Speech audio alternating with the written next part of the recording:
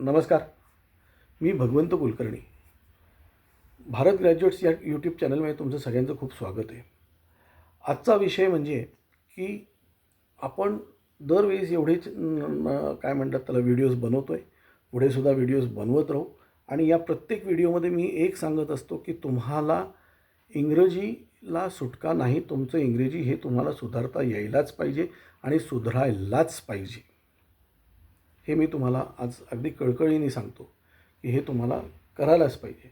आणि इंग्लिश तुमचं चांगलं असेल तर तुम्ही जवळजवळ हल्लीच्या जगामध्ये 25%, पूर्वी 50% होतं, हल्ली 25% तुम्ही लढाई जिंकू शकतात त्याच्यामध्ये. आणि त्याच्याबरोबर तुमचं डोमेन नॉलेज स्ट्रॉंग असेल तर आणखीन त्याचा तुम्हाला फायदा होऊ शकतो.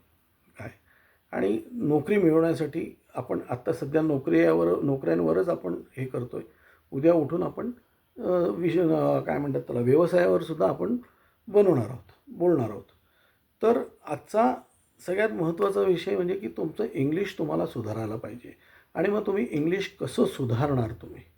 तर इंग्लिश सुधारायचं म्हटल्यावर तुम्हाला पहिले हे म्हणजे बेसिक तुमचं इंग्लिश तुमचं BComपर्यंत तुमचं होत असतं. फक्त कसं आहे, आपण ग्रॅमॅटिकल किंवा काही स्पेसिफिक शब्द वापरून इंग्लिशचा आपल्याला वापर कसा करता येऊ शकतो, कसं शिकता येऊ शकेल, कशी आणखीन आपली व्होकॅब्युलरी वाढवता येऊ शकेल, याचा एक आपल्याला ह्या माध्यमातून आपल्याला माध्यमातून शिकायचं आहे. तर इंग्लिश तुम्हाला शिकायचं असेल तर तुम्ही खेड्यापाड्यात राहत असाल तर तुम्ही कुठेही शहरात कधी गेलात तर तुम्ही एकाच किलो इंग्लिश पेपरची विशेषतः टाइम्स ऑफ इंडियाची रद्दी घेऊन या. टाइम्स ऑफ इंडियाची.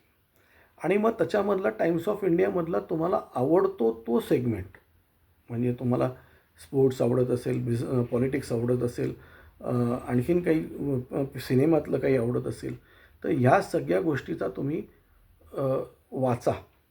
ते वाचून तुम्ही त्याचं मराठीमध्ये त्याचा अनुवाद करून घ्या. ते वाचून तुम्ही मराठीमध्ये अनुवाद करून घ्या, म्हणजे तुम्हाला ते काय आहे ते समजतं.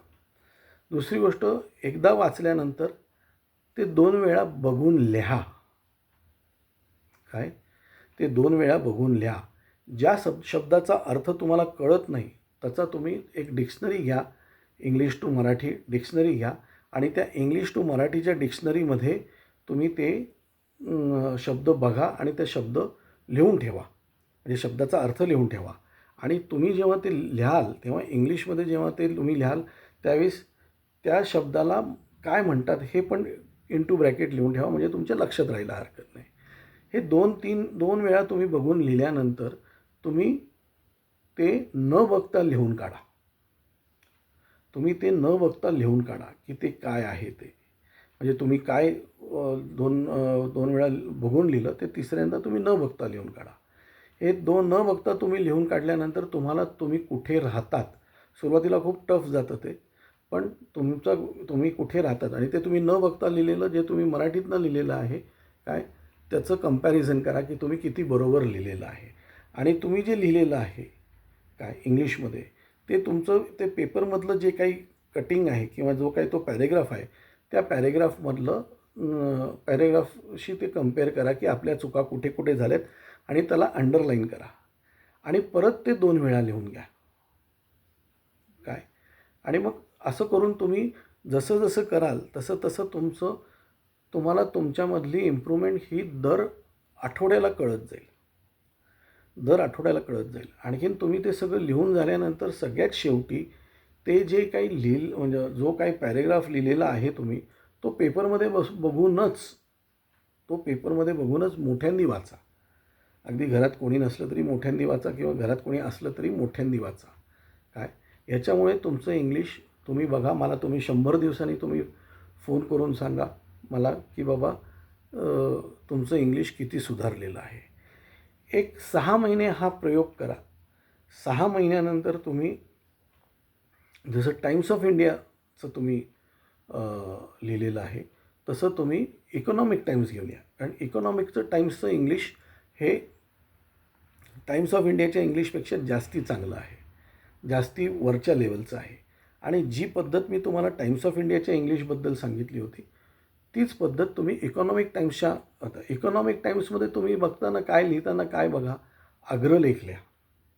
इकॉनॉमिक टाईम्समधले जे अग्रलेख असतात ते अग्रलेख मी तुम्हाला सांगितल्याप्रकारे म्हणजे एकदा वाचून त्याच्यानंतर ते वाचलेलं काय आहे त्याचं मराठीत अनुवाद करून त्याच्यानंतर परत दोनदा ते दोनदा बघून लिहायचे, तिसऱ्यांदा न बघता लिहायचा, परत दोनदा बघून लिहायचं आणि पाचव्यांदा परत न बघता लिहायचा आणि परत तो जो ओरिजिनल हे आहे तो मोठ्यांदी वाचा.